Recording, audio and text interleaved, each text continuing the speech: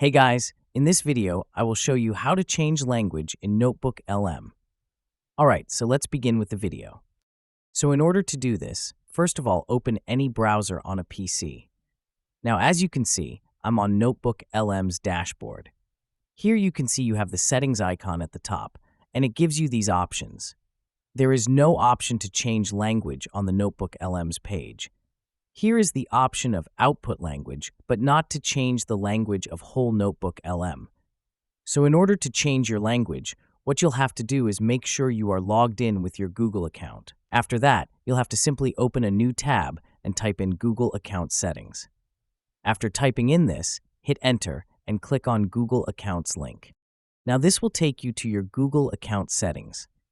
You can see you're on Google Account Settings dashboard. Here, what you're going to simply do is click on the profile icon at the top and choose the account with which you are signed in on NotebookLM. Make sure both of these accounts are same.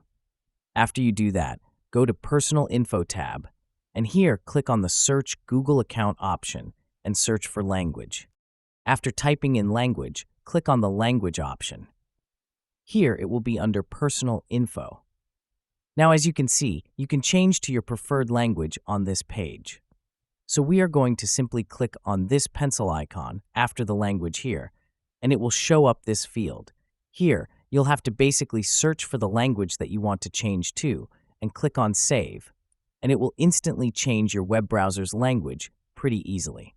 Now you'll have to simply go back to NotebookLM, refresh the page, and as you can see, I have successfully changed my NotebookLM's language. So you can navigate to this page, click on the pencil icon again, search for any language that you want to change to, click on that language, click on Save, and you would have successfully changed your language for NotebookLM.